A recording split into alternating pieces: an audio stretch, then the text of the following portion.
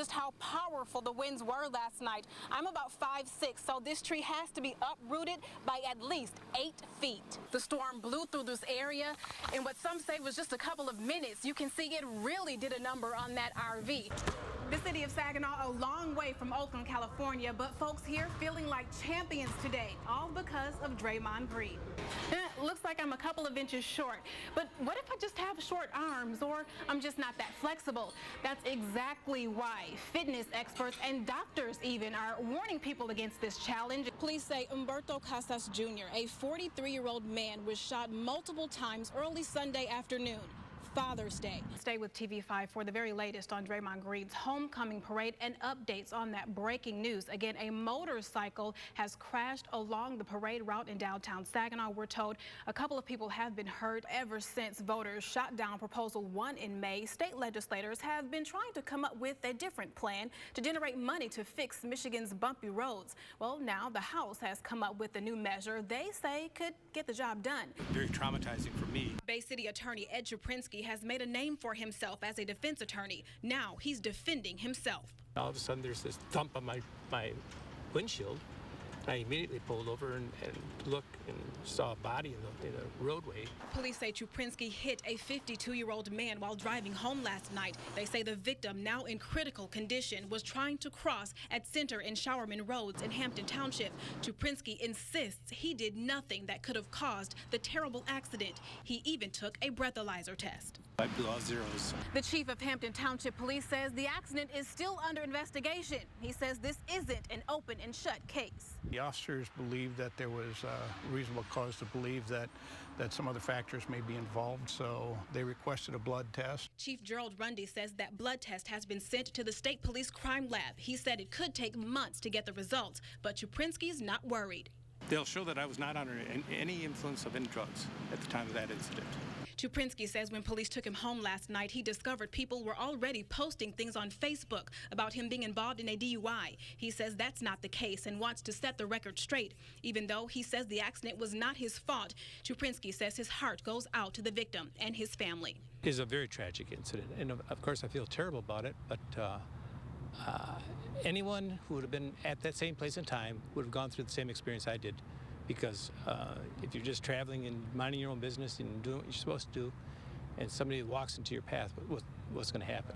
In Hampton Township, Kristin Moore, WNEM, TV5. Huge branches like this and trees are scattered all across this campground. The storm blew through this area in what some say was just a couple of minutes. You can see it really did a number on that RV. A few people have some bumps and bruises, but they say they're thankful to be alive and able to talk about what they've just been through.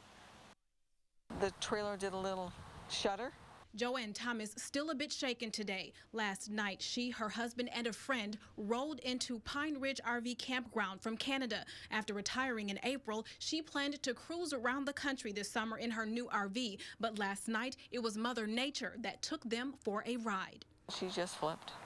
She just flipped. It happened so fast. It just was unbelievable. Officials confirm it was a tornado that hit the area in Birch Run Township, packing winds of over 100 miles an hour. It knocked their RV on its side. Then a tree came crashing down on top of it. We were able to be mobile. We've got some bumps and bruises, but we're okay. But my friend ended up with a sofa fell on her, so she ended up, it broke her wrist. They had to bust out of the back window and climb out of the trailer. Once outside, they saw the dozens of trees toppled, some split in half all around them. This shows just how powerful the winds were last night. I'm about 5'6", so this tree has to be uprooted by at least 8 feet. It might not look like it, but crews have been working all day, cutting up trees, trying to clean up the campground. How much longer do you think it'll take? We will be here at least this week and probably half of next week. Thomas knows there's a long road of cleaning and repairs ahead of her, but she's thankful she and her loved ones are physically up to the job. But she says the tornado really threw them for a loop. Get this trailer uprighted and then I guess assess the damage.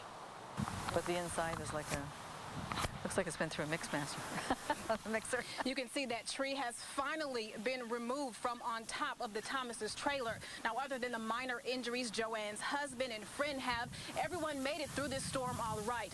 But some say if the twister had hit during a busy weekend instead of on a Monday night, we might be out here covering a different kind of story. Reporting live in Saginaw County, it's the latest craze making the rounds online. Videos like these posted on YouTube and pictures all over social media of people taking the belly button challenge. It's just like when the thigh gap was the in thing, everyone was obsessed with doing it. So now people are going to be obsessed with trying to break their arm and touch their belly button, but it's not realistic. The belly button challenge reportedly started in China. Now young girls and women here in the U.S. are reaching around their backs to see if they can touch their belly buttons, supposedly to measure if they're thin enough. There's no way someone can actually reach their hand and touch their belly button. Looks like I'm a couple of inches short, but what if I just have short arms, or I'm just not that flexible? That's exactly why fitness experts and doctors even are warning people against this challenge and saying it's not what you should be using to help you reach your fitness goals. Taylor Bouchon is in great shape, and she also came up short. I just think it's sending such a negative message, especially to young girls who already have problems with their self-esteem. Padana Muldrew says now that the images are out there, parents need to talk to their children so they don't get the wrong message. It could lead them right into eating disorders, so I definitely think it sets a bad precedent. If you've never tried to reach around your back to see if you can touch your belly button, go ahead, give it a try. But if you can't, the women we talk to say it doesn't mean there's something wrong with the way you look. As long as you feel good and you're happy with yourself, then I feel like you probably look okay. In Genesee County, Kristin Moore, WNEM. TV5. New tonight, the rain we've gotten over the last few days has created a problem for local business and homeowners near rivers and lakes in mid-Michigan. TV5's Nick Lully joins us now. New at 6:30, a man has been charged in connection with an armed robbery at a local flower shop. This is 46-year-old George Cooksey. Ever since voters shot down Proposal 1 in May, state legislators have been trying to come up with a different plan to generate money to fix Michigan's bumpy roads. Well, now the House has come up with a new measure they say could get the job done. TV5's Faith Gantner has a look at the latest plan to repair our roads. Thank you, Faith. And the road funding plan would also pull hundreds of millions of dollars from the general fund, as well as raise the diesel tax and increase registration fees for hybrids and electric vehicles. Yeah, you know what that means. Expect to see some new cone zones on the roads this week. M53 in Marlette, for example, will be closing tomorrow. That's in Sanilac County. The workers will be replacing 2 eastern Michigan railroad crossings on the road. The road will close just north of Euclid Street. Traffic will be detoured onto Euclid, Sterling Street, and Marlette Road. The work is expected to be complete in about 2 weeks. If you're driving around Midland County, new construction on M30 could slow you down. M30 is set to close tomorrow morning at 7.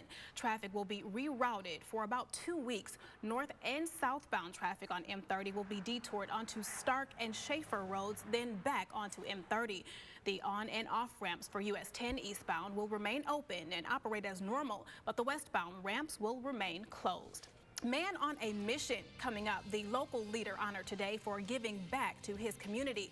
And grand celebration, details on this big parade that had hundreds lining the streets hoping to get a good look.